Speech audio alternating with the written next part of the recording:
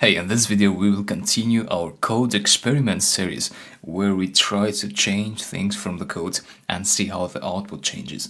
So that gives you more understanding about how the code works. For this, I will create a new folder directory, experiments, and then inside here I'll just create a Python file.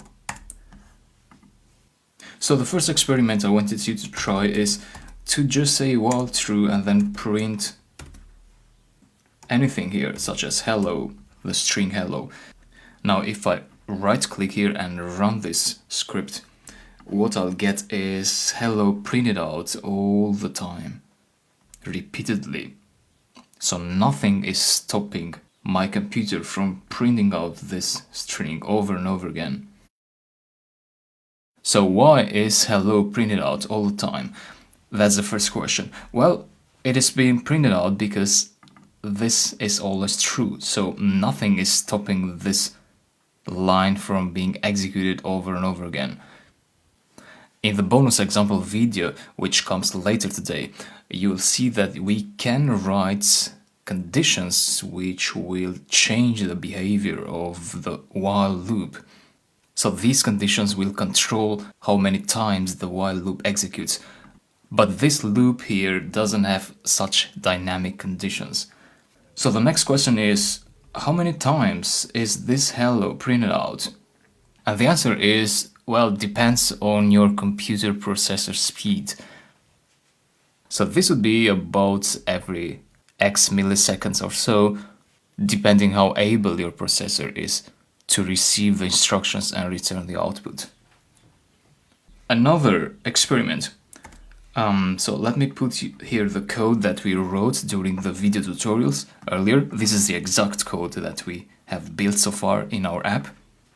Now, what would happen if we get this line and paste it inside the while loop? To cut a line in PyCharm, you can set the cursor anywhere in the line, and then in your keyboard, press Ctrl X or Command X. That will cut the line, and then you go here, make a new line and press Ctrl V or Command V, and that will place the line in there. So now the question is this version better, or was that version with that line there better than this one? If you run this version of the code, it will work the same.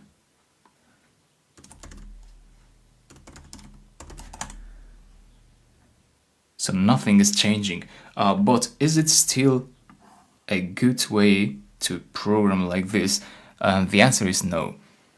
And that is because it is not necessary to have the variable declaration inside the while loop. So this variable declaration will be executed multiple times because it is inside a loop, and that is not necessary. So that will simply make your program heavier.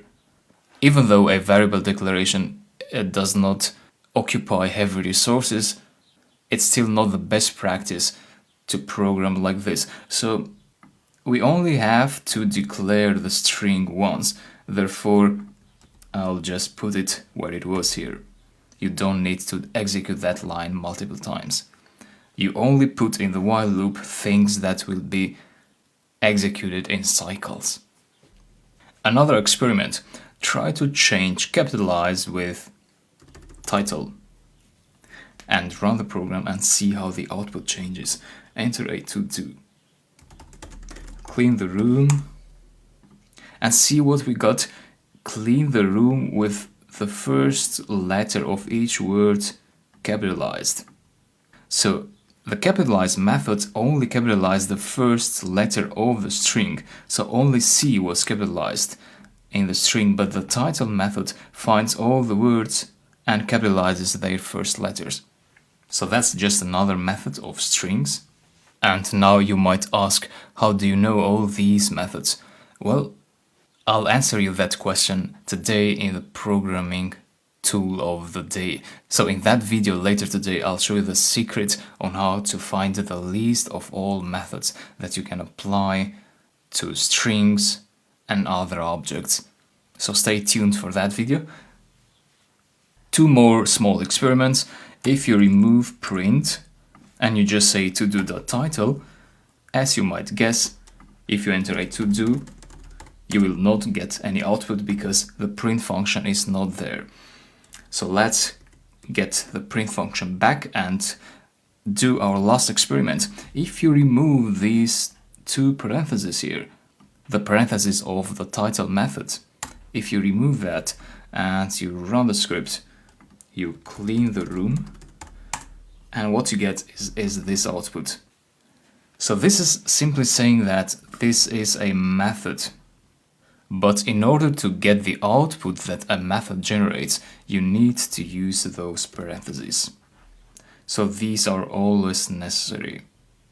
Keep that in mind, and thank you for following the code experiments for today. See you in the next videos.